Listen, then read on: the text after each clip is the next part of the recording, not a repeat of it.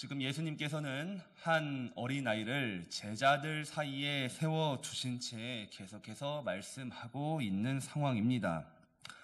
어제 본문에서부터 계속 언급되고 있는 작은 자라는 용어가 있습니다. 이 작은 자는 그 어린아이를 말하는 것이 아니라 하나님 나라의 백성, 한 영혼, 한 성도를 가리킨다고 언급해드렸습니다. 오늘 본문 12절에서 예수님은 제자들에게 이렇게 질문을 하죠. 너희 생각에는 어떠하냐? 지금 계속해서 예수님의 질문은 계속되고 있는 거예요. 너희 생각은 어떠하냐? 지금 이 문구, 예수님이 제자들에게 너희 생각은 어떠하냐라는 말은 마태복음 17장 25절에서도 21장 28절에서도 22장 17절에서도 26장 66절에서도 예수님이 여러 번 사용하신 표현입니다.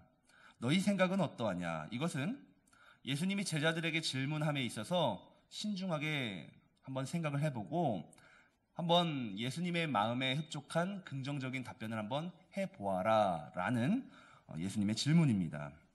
그러면 예수님이 과연 어떠한 질문을 제자들에게 하고 있는지 12절 말씀을 이어서 보게 되면 만일 어떤 사람이 양 100마리가 있는데 그 중에 하나가 길을 잃었으면 그 99마리를 산에 두고 가서 길 잃은 양을 찾지 않겠니? 라고 예수님이 제자들에게 물어보고 있습니다.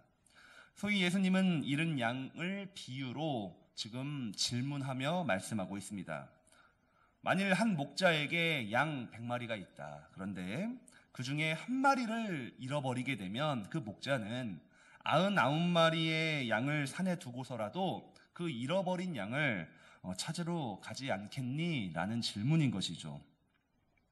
이 예수님 당시를 생각해 보면 이 팔레스타인 땅에서는 이 목축, 이 양을 이렇게 목양하는 것은 아주 흔한 일이었습니다. 그래서 이 목자 한 사람이 양 100마리를 목양하는 것은요, 쉽게 볼 수 있었던 규모고 장면이었습니다. 양 100마리 하면 굉장히 많아 보이기는 하지만 이 당시에 목자들에게는 아주 평범한 일상이었다는 것이죠. 특별한 일이 아니라는 것입니다. 그러니 지금 예수님의 이 질문과 비유에는 숨은 의도가 한 가지가 있습니다. 뭐냐? 목자가 양을 잃어버렸어요. 그것도 한 마리의 양을 잃어버렸다. 이것은 목자가 게을러서 잃어버린 것이 아니라, 목자가 실수해서 잃어버린 것이 아니라 어쩌면 목자의 음성을 거부하고 고집센 양 한 마리일 수도 있다는 것이죠. 공동체가 있어요. 비껴나와서 자기 갈 길만 가고자 하는 양 한 마리가 그 잃어버린 양이 될 수도 있다는 것이죠. 우리 교회로 예를 들면은 자기 주장이 세고 고집이 강한 성도 한 사람이 될 수도 있어요. 그런 성도님들 계시잖아요. 그러면 그렇다라고 한다면 예수님이 제자들에게 그렇다 할지라도 그 목자가 그 양을 포기하겠느냐라는 거예요. 그렇지 않다라는 것이죠. 목자는 그 양이 혹여 어리석다 할지라도, 그 양이 부족하다 할지라도, 그 양이 고집이 세다 할지라도 그 양의 어떠함에 따라서 목자의 마음이 변하는 것이 아니라 목자는 99마리의 양을 두고 갈 만큼 그 잃어버린 양 한 마리를 찾기 위해 노력할 것이다 라는 것이 지금 예수님이 제자들에게 하고 싶은 말씀일 것입니다. 이것은 목자에게 있어서 99마리의 양이 덜 중요하기 때문이 아니라 그 잃어버린 양이 소중하기 때문이라는 것이죠. 양이 어떠하기 때문이 아니라 목자이기 때문에 그렇다라는 것입니다. 그래서 예수님은 이 비유를 통해서 잃어버린 양, 그 양을 소중하게 생각하고 찾기를 원하는 것이 바로 하나님 아버지의 마음이다. 본문 14절에서 이와 같이 이 작은 자 중에 하나라도 잃는 것은 하늘에 계신 너희 아버지의 뜻이 아니라는 것이죠. 작은 자 중에 하나, 그 성도 하나, 정말로 하나님 나라의 백성 그 한 사람을 잃어버리는 것은 하늘에 계신 하나님 아버지의 뜻이 아니다라고 가르쳐주고 있습니다. 그러니까 우리는 어제 본문에서 계속 이어서 이 하나님 나라의 백성, 그 작은 자 한 사람을 향한 하나님의 세밀하심, 그 관심, 그 사랑의 말씀을 계속해서 우리가 살펴보고 있는 것입니다. 하나님께서는 하나님 나라 백성 그 누구도 실족하지 않기를 원하시고 누구나 사랑하시며 그 사람을 끝까지 찾기 원하시기에 결국 하나님 나라에서 큰 자는 이와 같은 목자의 삶을 살아가는 성도라고도 정리해 볼 수 있을 것입니다. 그렇기 때문에 여러분, 성도에게는 이와 같이 하나님의 마음을 품은 목자와 같은 그러한 사명이 있음을 기억을 해야 합니다. 목자라고 하면 목회자 혹은 평신도 지도자에게만 해당되는 단어처럼 보이지만 그렇지 않다라는 것이죠. 하나님 나라의 백성, 모든 백성에게는 바로 이 목자와 같은 마음이 필요하다라는 것을 우리가 기억해야 합니다. 그런데 동시에 우리는 내 스스로가 혹여 스스로 잃어버린 한 마리의 양이 될 수 있음도 조심을 해야 돼요. 그러니까 우리는 하나님 앞에서 분명히 양과 같은 존재이기에 나 또한 잃어버린 양이 될 수 있어요. 그런데 동시에 우리는 양이지만 목자와 같은 심정으로 하나님 나라 백성의 삶을 살아야 한다. 이 건강한 교회 공동체는 바로 모든 성도가 목자요 동시에 양임을 인지하고 서로 관계를 맺고 사랑하는 공동체겠죠. 당신만 목자야, 나는 양이야, 나는 내 마음대로 할 거야, 목자 당신 스스로 해가 아니라 모든 성도가 이 예수님의 말씀을 기억하면서 그 잃어버린 양이 되지 않기 위해 부단히 애쓰고 잃어버린 양이 있다면 그 양을 찾기 위해 다 함께 기도하는 것이 건강한 공동체라는 것이죠. 이어서 예수님께서는 또 말씀하시죠. 형제가 죄를 범하였을 때 어떻게 해야 하는지 이 세 단계로 나누어서 설명합니다. 이 잃어버린 양에 대한 비유를 말씀하시고 이제는 마치 그 잃어버린 양과 같이 한 형제가 범죄하게 되면 이제 어떻게 해야 되는가? 본문 15절을 보면 내 형제가 죄를 범하거든 이라고 말씀하고 있는데 여기 내 형제라는 것은 불신자들을 의미하는 것이 아니라 그리스도인 성도이고 더 나아가 같은 공동체에 속한 성도요 동역자를 의미한다고 볼 수 있습니다. 마치 양 100마리의 양들 중에서 잃어버린 한 마리의 양처럼 이 많은 공동체의 무리 안에서 한 형제가 어떠한 종류든지 이 죄를 짓게 된다면, 죄가 있다고 한다면 예수님께서는 그 일을 좌시하지 말고 그를 찾아가 그에게 회개를 권면하고 그의 잘못을 직면하게 하여 깨달아 알 수 있도록 도움을 주라고 요청하고 있습니다. 그래서 첫 번째 단계는 너와 그 사람만 만나서 권고할 것을 요청하죠. 그러니까 개인과 개인으로 대면하여서 이 범죄한 형제에게 바로 잡을 기회를 주라고 말씀하십니다. 이 개인적으로 찾아가서 그와 대면한다라는 것은 철저하게 그 형제, 죄를 범한 형제, 그 상대방을 보호하는 행동입니다.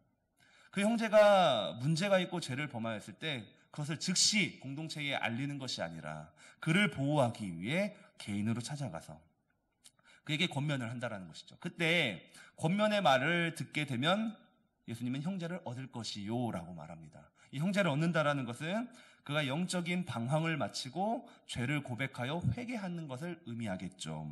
그러나 만일 이 개인적인 권면을 듣지 않는다면 두 번째로 예수님은 한두 사람을 데리고 가서 이제 권면하는 일을 행하라. 소그룹으로 나가서, 부서로 나가서, 목장으로 나아가서 권면에 그 말에 힘을 보태라는 것이죠.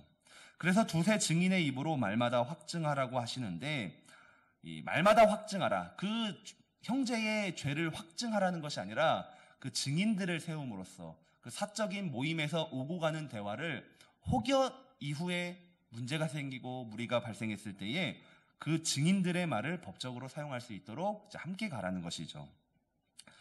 그렇게까지 해서도 형제가 이제 돌이키지 않는다면 예수님은 마지막 단계로 이제 교회가 나설 것을 권면하십니다. 교회가 나선다, 공동체가 나간다라는 것이죠. 공동체의 입장에서, 교회의 입장에서 형제에게 훈계하고 교훈하는 것인데 만일 그 형제가 이마저도 무시하게 된다면 17절 하반절에서는 그를 이방인과 세리와 같이 여기라 말씀하십니다. 18절로 20절에서 예수님은 그 교회 공동체의 중요성, 그 권위를 이미 주셨음을 언급하시는데 그러니까 이 교회가 공동체로서 훈계하고 교훈한다라는 것은 정말로 예수님의 권위를 가지고 그 말의 힘을 가지고 그를 품고자 하는 것이지만 정말로 그마저도 거절한다면 그를 이방인과 세리와 같이 여겨라. 이 당시에 유대인들은 이방인과 세리를 동일시 여겼죠. 죄인 취급했죠. 사람 취급하지 않았어요. 그들과 상종하지 않았어요. 그러니까 더 이상 그 사람과 우리가 관계가 없다라고 생각하라라는 것이죠.